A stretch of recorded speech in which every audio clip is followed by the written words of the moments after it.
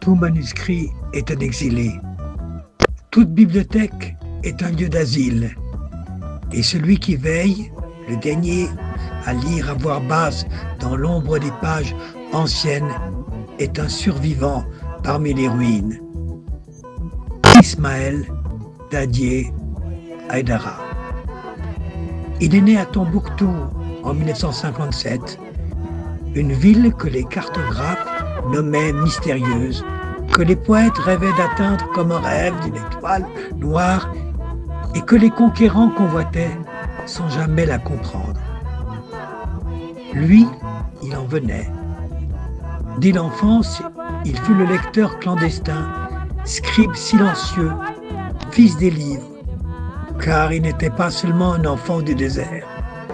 Il était l'héritier d'un trésor, la bibliothèque Fondocati, dépositaire d'une mémoire arabo-andalouse, hébraïque, castillane et africaine, fondée au XVIe siècle par Mahmoud Kadi, fils d'un exilé de Tolède, Ali Ziad al-Kadi. Ismaël Haïdara est né à Tombouctou en 1957, une ville que les cartographes nommaient mystérieuse, que les poètes rêvaient d'atteindre comme on rêve d'une étoile noire et que les conquérants convoitaient sans jamais la comprendre. Lui, il en venait. Dès l'enfance, il fut lecteur clandestin, scribe silencieux, fils des livres, car il n'était pas seulement un enfant du désert. Il était l'héritier d'un trésor, la bibliothèque Fondocati, dépositaire d'une mémoire arabo-andalouse, hébraïque, castillane et africaine, fondée au XVIe siècle par Mahmoud Kati, fils d'un exilé de Tolède, Ali Ben Ziyad al-Kati. Dans ses manuscrits, ce n'était pas seulement l'encre qui parlait, mais le vent du Sahel, la suie des maisons, la sueur des lettrés.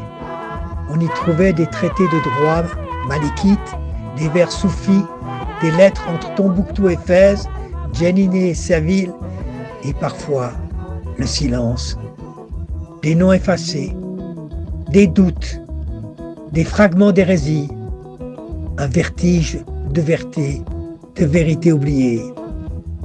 Ismaël Daddier Haïdara n'a cessé d'écrire, pour témoigner, pour préserver, pour résister. Il publia dans les années 1990 un ouvrage que nul n'osait signer, Les Juifs de Tombouctou. Ce fut un choc. Ce livre ressuscita une présence juive millénaire, refoulée, persécutée, niée. On voulut le faire taire.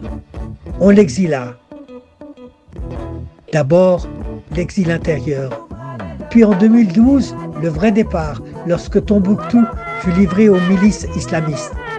Il quitta sa terre en portant la mémoire, non pas dans ses malles, mais dans sa chair, dans l'ordre secret des manuscrits dispersés, photographiés, protégés. Il passa par la Suisse, puis revint à Tolède, là même d'où ses ancêtres étaient partis. Un exil à rebours.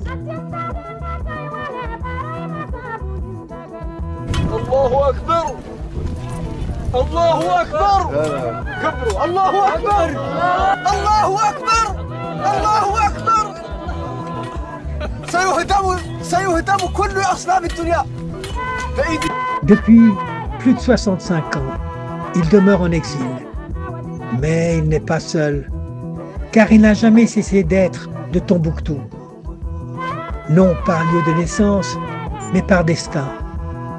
Il en incarne la croisée, caravanière mystique, hérétique, incandescente. Je suis devenu poète, philosophe, historien, non pas par choix, mais par devoir, dit-il. Mes livres sont des caravansérails de mémoire. Écrire, c'est reconstruire Tombouctou.